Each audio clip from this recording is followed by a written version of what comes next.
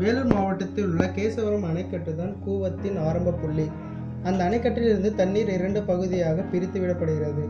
அதில் ஒரு பகுதி திருவள்ளூர் மாவட்டத்தில் உள்ள கூவம் என்கிற கிராமத்தில் உள்ள ஏரிக்கு செல்கிறது. பின்பு அது சென்னைக்கு வரும்பொழுது கூவம் என்று பெயர் மாற்றப்படுகிறது. அடையார் என்று சொன்ன உடனடியாக நம் நினைவுக்கு வருவது அடையார் ஆனந்த பவன். ஆனால் அடையார் என்கிற பெயர் எப்படி வந்தது என்று நம்மில் பல பேருக்கு தெரியாது. பல ஆறுகள் ஒன்று இணைந்து ஒரு இடத்தில் சேர்ந்ததால் அடை யார் என்று பெயர் பெற்றது.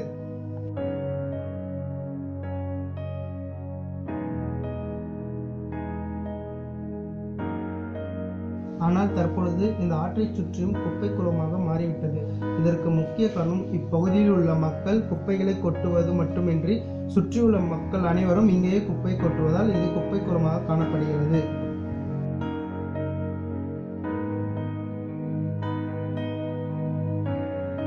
கார்ப்பரேஷன் குப்பை வண்டிகள் சரிவர இப்பகுதியில் வராததால் சுற்றியுள்ள பகுதி மக்கள் குப்பைகளை ஆற்றில் ஓரமாக கொட்ட வேண்டிய சூழ்நிலைக்கு தள்ளப்படுகிறார்கள்.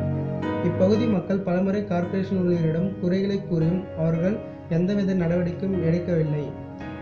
எடுக்கிறது யாருமே வரல. இந்த லைன் ஃபுல்லாக யாருமே குப்பை எடுக்கிறது வராலும் வரல. சரிங்க, இந்த கொசு மருந்து அடிக்கிற வண்டி எல்லாம் வருதா? அது உள்ள அடிக்கிறாங்க சார், வெளியே வருது அவ்வளோ அடிக்கிறது.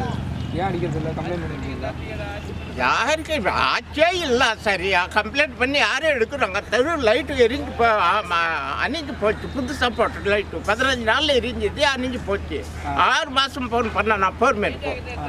இன்னும் ஒருத்தர் லைட்டுக்காக வர முடியாத, 10 லைட்டு போனால் தான் வரும் அப்படின்னு சொல்லியிருக்கிறாங்க கார்பரேஷனில். இதில் யாரும் கெட்ட பேசல, பேசி கெட்ட பேர் எடுத்துவாங்க அப்படின்னு. நான் கவர்மெண்ட் சர்வெண்ட் 40 வருஷமாக சென்ட்ரல் கவர்மெண்ட் ஒர்க் பண்ணிட்டேன் டைம் வீட்டில். பல வருடங்களுக்கு முன்னால் இந்த ஆறு மக்கள் பயன்பாட்டிற்கும் மீன் பிடித்தலுக்கும் படகு போக்குவரத்திற்கும் உதவியாக இருந்தது.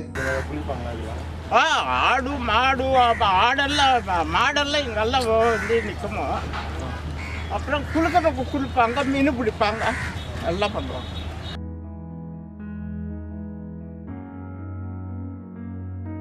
இந்த ஆற்றில் சுற்றி கொட்டப்படும் குப்பைகள் அனைத்தும் ஆற்று தண்ணீரில் மங்கி அங்குள்ள உயிரினங்களும் மீன்களும் அழிந்துவிட்டன. இதனால் மீன்பிடி தொழிலை நம்பியிருந்தவர்கள் வேறு தொழிலை நம்பி சென்று விட்டனர்.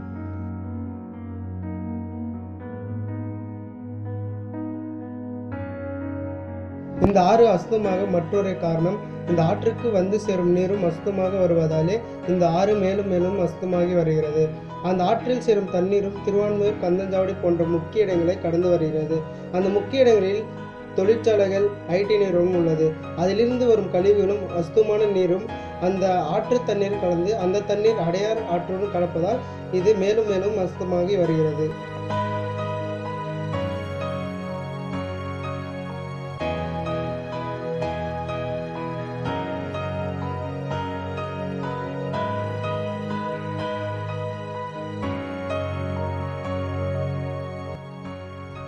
அடையார் ஆற்றுக்கு செல்லும் ஆறுகள் ஓரமாக பல குடும்பங்கள் வசிக்கின்றன. அந்த ஓரமாக வாழும் மக்கள் ஒரு பாதுகாப்பும் இல்லாமல் இருக்கின்றனர். சிறு குழந்தைகள் அந்த ஆற்றின் ஓரமாக விளையாடி கொண்டிருக்கும் பொழுது அந்த அசுத்தமான நீரில் விழுந்து இறந்து விடுகின்றனர்.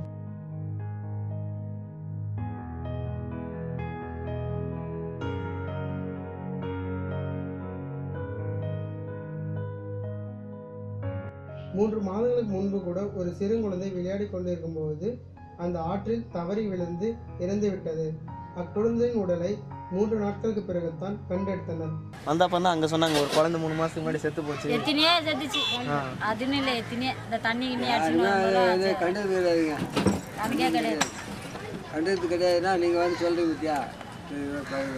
அந்த காதில் வாங்கி இந்த காதில் நீங்கள் கூட சொல்கிறேன், உங்களுக்கு கூட சொல்கிறேன். இதா நீங்கள் பார்க்குறீங்களா? இதா அது முயற்சி எடுத்து செய்து.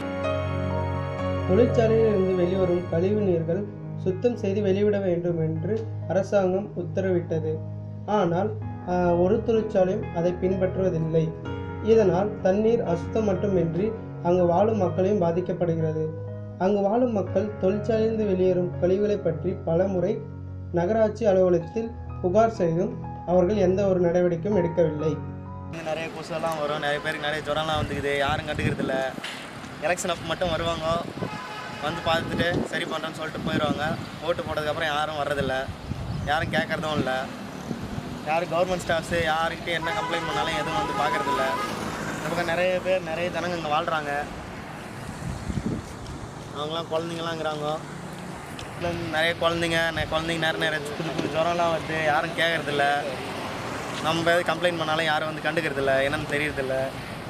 இது இன்னைக்கு மட்டும் இல்லை, எப்பவுமே தினமும் இந்த மாதிரி தான் வெளியே வந்துருக்கோம் கல்லூரியிலேருந்து. இது போன்ற பல துயர சம்பவங்கள் அங்கு நடந்து கொண்டிருக்கிறது. தடுப்பு சுவர் அமைக்க கோரியும் அரசாங்கம் அதிகாரிகள் அதை மதிக்கவில்லை. பல ஆறுகள் சேர்ந்து அடையார் ஆற்றுக்கு வந்து இணைகிறது. அவ்வாறு வரும் அனைத்து ஆறுகளுமே அசுத்தமாகவே வருகிறது. அதனாலேயே அடையார் ஆற்று பல அசுத்தங்களை காண்கிறது. மழைக்காலங்களில் மழைநீர் அசுத்தம் பண்ணப்பட்ட தண்ணீரிலேயே சேர்ந்து மேலும் அசுத்தமாகிறது. மக்கி போன பிளாஸ்டிக் குப்பைகள் ஆற்றின் வேகத்தை மெதுவாக்குவதால் மழை நீர் செல்லாமல் இந்த அசுத்தப்பட்ட நீரிலே சேர்ந்ததால் அதிலிருந்து வரும் கொசுக்களும் துர்நாற்றங்களும் சுற்றியுள்ள பகுதியை பாதிக்கப்படுகிறது. கூவத்துடைய முக்கியமான துணைப்பகுதி அடையார் ஆறு. இது அனைத்துமே வருடத்திற்கு ஒரு முறை தூர்வார வேண்டும். தூர்வார்வு என்பது இயந்திரத்தை பயன்படுத்தி அடியில் இருக்கும் தேவையற்ற பொருட்களை அகற்றி ஆற்றின் ஓரமாக போடுவது தூர்வார்வது என்பது. கூவம் வளர்ச்சி திட்டம் என்ற பெயரில் நிதி ஒதுக்குகிறது. இது முதலில் 1967ஆம் ஆண்டு கொண்டு வரப்பட்டது. கடந்த 2012ஆம் ஆண்டு 300 கோடி இந்த திட்டத்திற்கு ஒதுக்கப்பட்டது. இவ்வளவு செலவு செய்தும் கூவமும் அதை சுற்றியுள்ள ஆறுகளும் சுத்தமாக மாறவில்லை.